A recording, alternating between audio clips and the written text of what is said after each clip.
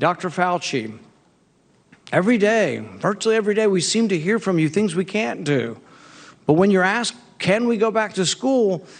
I don't hear much certitude at all. I hear, well, maybe it depends. If you were listening, and I think you were, to my opening statement and my response to one of the questions, I feel very strongly we need to do whatever we can to get the children back to school.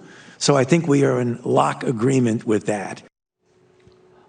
One of the more heated moments of today's coronavirus members meeting before the Senate, Rand Paul was the one asking the questions of Dr. Fauci that he might be a little bit too tentative, a little too guarded, and a little too unclear in this particular case about allowing kids to return to school. The senator with us right now. Senator Paul, thank you for coming. Thank you.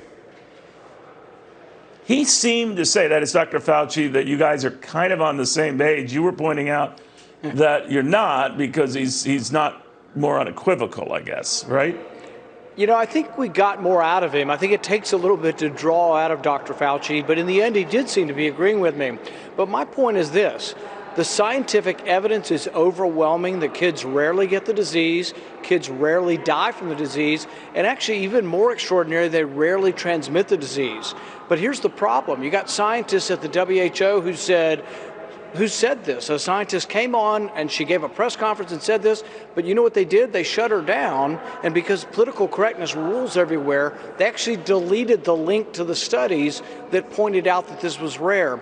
So I think this is a rare bit of good news, and we should be happy for children, but we need to send them to school. And frankly, many of the schools in Europe are going back without masks. Many of them are going out with modified, if any, social distancing, and kids are not causing a spike. I listed 8 different countries, and we showed the chart where, guess what? There was no spike when they opened the schools.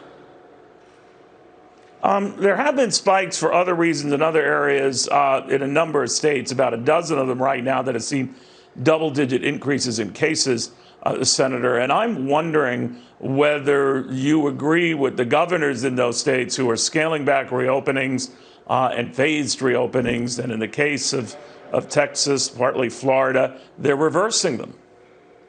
You know, I think it's unknown right now. There definitely are increased cases. There is more testing, but I do believe there are more cases. But the thing we don't know yet is it having a really terrible effect? Are we going to have an increased death rate?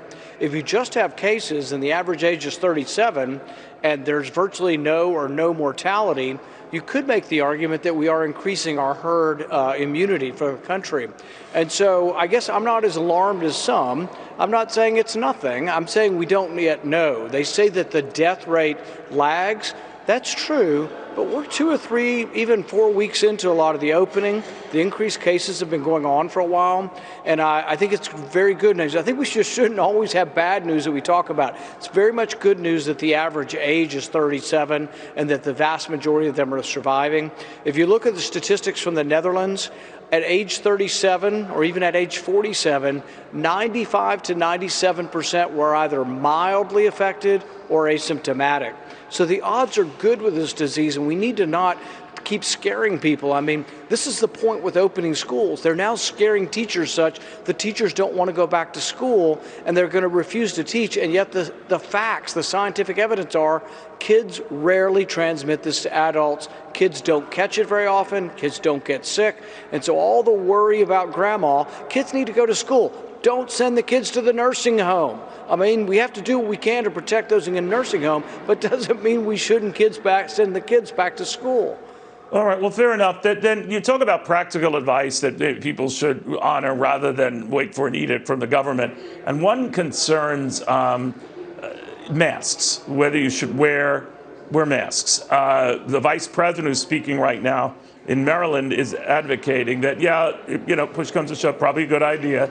The president doesn't wear a mask, and I get the reasoning. Part of this rationale is, he's been tested again and again and again. He doesn't have it. He's not going to give it to anyone. But is it a good example to set? Do you think the president should wear it, or is he pushing a cavalier attitude where a lot of people say, well, the heck with it. If he's not wearing it, I'm not wearing it. Well, you know, I'm old enough to remember when the CDC said we were idiots for wearing masks, and now they say we're criminals. I think the answer is somewhere in between. I think if you're immunocompromised, you should avoid crowds. I think if you are elderly, you should avoid crowds. And I think if you're 20 years old, I think the same prescription isn't there. So the people who want to tell every 20-year-old that you're going to have to stay inside and stay away from people forever or until there's a vaccine and no vaccine comes, this is the new normal, I'm really just not for that. But I am for individual responsibility. Everybody, every day, do you want to get in a car? Do you want to ride a motorcycle? Do you want to ride a bike in D.C.? Do you want to walk in D.C.? Do you want to jaywalk in D.C.? All of the decisions we make in our life involve risks, and really for young people, the risks of death from accidents and other things are as high or higher sometimes than some of the risks from infectious disease. So I'm for individual choice, and there are people who should wear masks, and then there are other times in which it's sort of kabuki theater and may or may not be doing anything to change the rate of what's going on. If you don't see people taking those common sense measures, to just be aware of the crowds around you, distancing and all of that, what do you think of governors who force the issue? Like in New Jersey, where the governor just said, all right, I'm holding off on indoor dining because you guys aren't listening. Well, the thing is they really don't have any scientific evidence on their side to say, oh, if you seat every other seat on the airplane, you know, you have reduced infection. There's just no science to that. That's what we're doing now. And even the airlines are pushing back and saying, well, what is your science? Same with restaurants. I mean, what if 8 people are in the same family and they hang out with their neighbors? Can we not let them make the decision?